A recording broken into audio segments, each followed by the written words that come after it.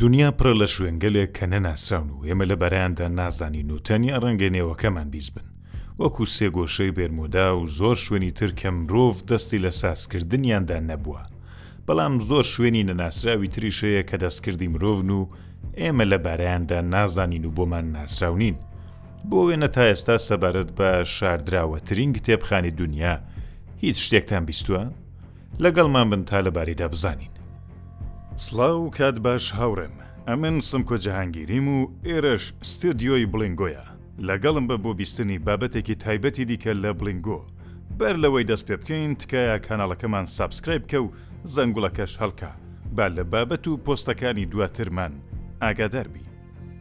کتێبخانەیەک لە یەکێک لە ژێرخانەکانی وڵاتی واتیکان کە پێشتر لە ڤیدیۆیەکدا بە وردی باسمان لێکرد کە یەکەم جار ساڵی 1612 زاینی دۆزراوەتەوە. گومانەکان دەڵێن کتام کتێبخانەیە بۆ ماوەی زیاتر لە 1000 ساڵ نەکراوە بووە.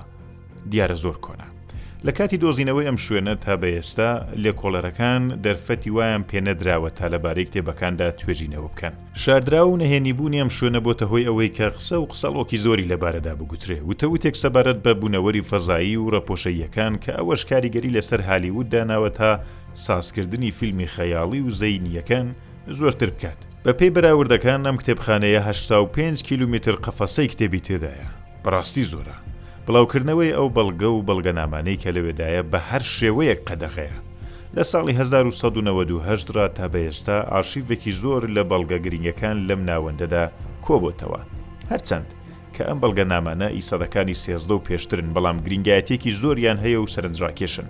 بابەت گەلێک وەکو داواکاری هێنری هەشتەم پاشای ئینگلیز بۆ هەڵوەشاندنەوەی پێکێنانی ژیانی هاوبەشی و زەماوەندەکەی یان دەستنووسێک لە دادگایکردنی گالیلە سەبارەت بەبێ باوەڕی و لە دین وەرگەڕانەکەی و هەروەها نامەیەک لە مایکل ئانژ کە تێیدا لە بارەی حەقدەستەکەی بۆ کارکردن لە کلیسای سیستین گلەی هەیە.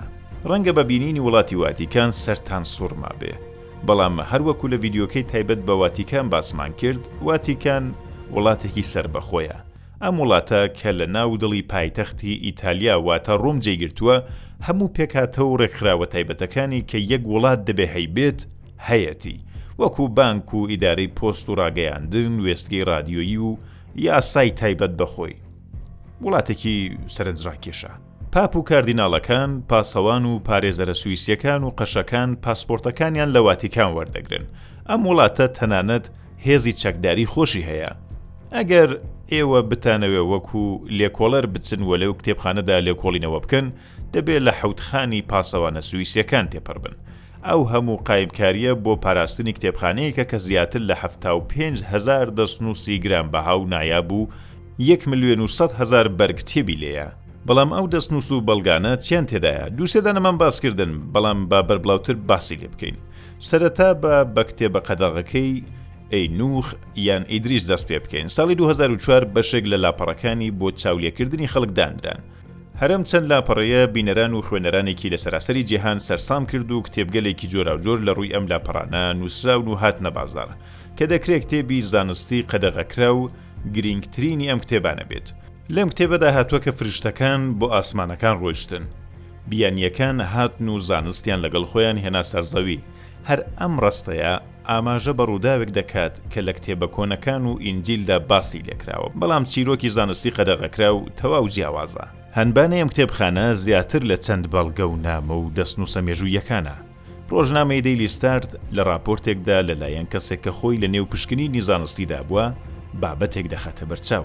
بە پێی درکانەکانی واتیکان کەرەستەیەکی لە اختیار بەکارهێنەرەکانی دەنێت تا بتوانێت بچێتە نێو ئەو بەرهەمانەی کە لە ڕووداوەکانی ڕابردوودا بەجێماون و مێژوو چاو لێ بکات.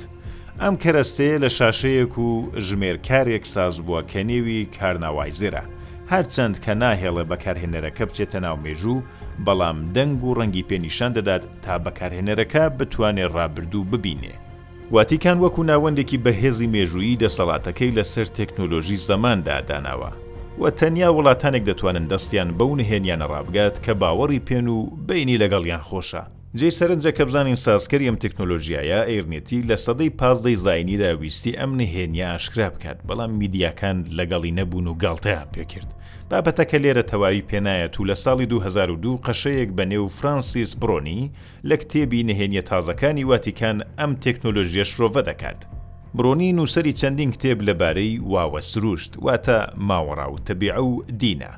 ئەو لە کتێبی نهێنیە تازەکانی واتیکاندا دەڵێت کارناوایزێر بەدەست ئینتەرنێتی قەشەیەکی ئیتالیایی دروستکراوە، هەرچەند کە ئینتەرنێتی کەسایەتێکی ڕاستەقی نەبوو، بەڵام ئەم کەرەستەیە پشتڕاست نەکرایەوە.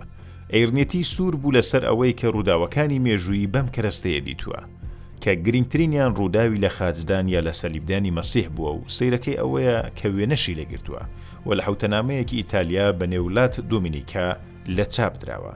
کتێبێک بەنێو ژیان کە دەگوترێ نهێنیەکانی جیهانی تێدایە و لە ئاینی میترای ڕاهاتووە و تەواوکەری کتێبی نهێنیەکانی میتراییە. دەڵێن کە داوینچی ئەم کتێبەی لەناو بردووە. بە هەرحاڵ ژیان و دنیا شتگەلێکی زۆر سەیری تێدایە کە ئەو بابەتش بەڕای من بابەتێکی سەرنجڕاکێش بوو و پێمان خۆش بوو لەگەڵتانی باس بکەین، بە هیوای ئەوەی کە سەرنجی ئەوەی ڕاکێشا بێت و بە دڵتان بوو بێت و خۆشحاڵ دەبین و دڵی ئێمە بەدەست دێنن ئەگەر ئێوە لایک بکەن و کۆمنت دانێن و ئێمە بە دۆستانتان بناسێنن.